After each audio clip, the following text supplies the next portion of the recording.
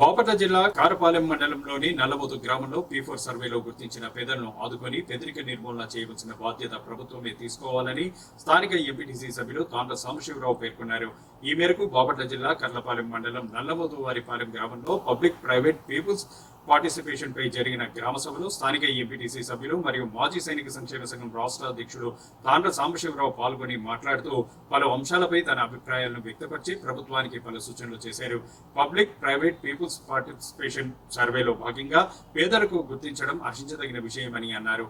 అయితే గ్రామ స్థాయి నుండి రాష్ట్ర స్థాయి వరకు గుర్తించిన పేదలను ఆదుకునే బాధ్యత ప్రభుత్వమే తీసుకోవాల్సింది తప్ప ఎవరినో దత్తత తీసుకోమని చెప్పడం సరైన పద్ధతి కాదు అని సూచించారు.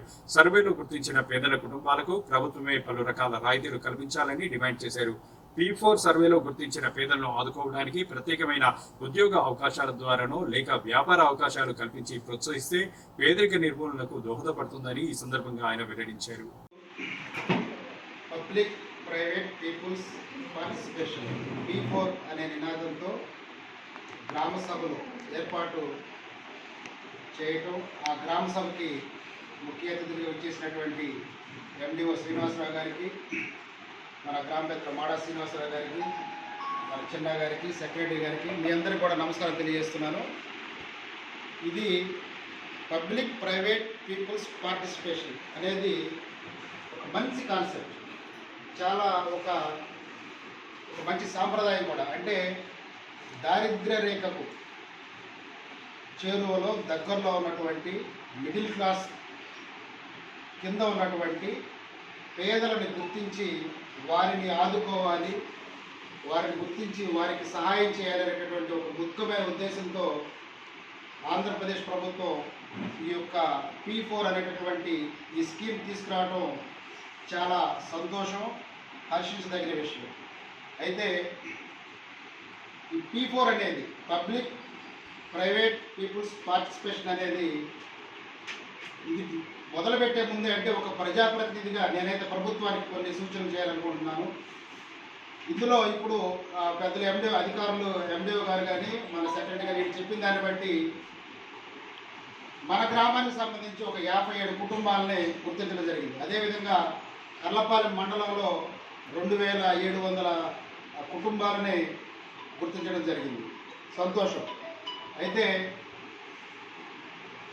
గుర్తించినటువంటి కుటుంబాలకి అధికారులకి దత్తత తీసుకోండి, డబ్బులున్న వాళ్ళు దత్తత తీసుకోండి, ప్రజాప్రతినిధులు దత్తత తీసుకోండి అని చెప్పి ప్రభుత్వం అధికారుల మీదో ప్రజల మీదో లేదా ప్రజాప్రతినిధుల మీద వదిలేయటం కరెక్ట్ కాదనేది నా భావన.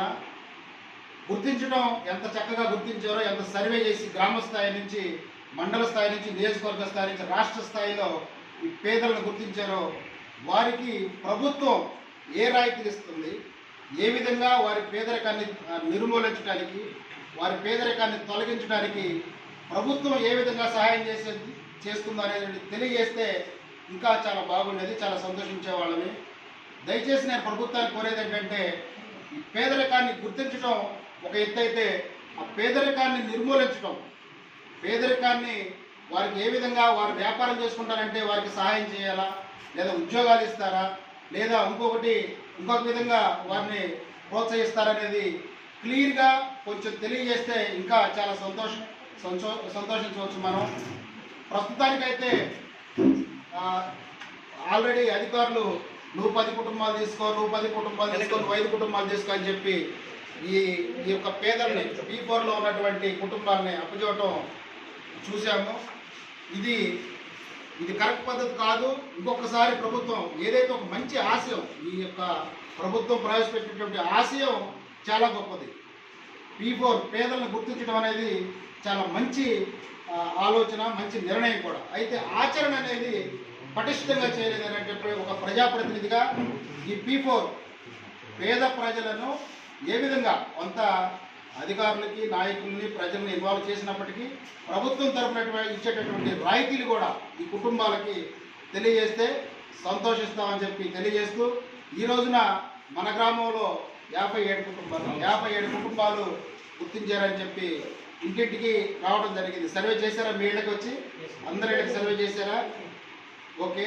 మీకు ఒక మీ కుటుంబాలకి ఒక వ్యక్తిని అంటే నేను ఇందాక ఈ అధికారులు ఇవన్నీ ఎందుకంటే అంది ప్రతి గ్రామంలో కూడా పేదలకు సాయం చేయడానికి గ్రామస్తులకి సేవలు చేయడానికి ప్రతి స్థాయిలో ఒకరిని నియమించున్నాం. అంటే మన వార్డులో మన ఓట్లేసి ఒక వార్డు మెంబర్ని గెలిపించుకున్నాం.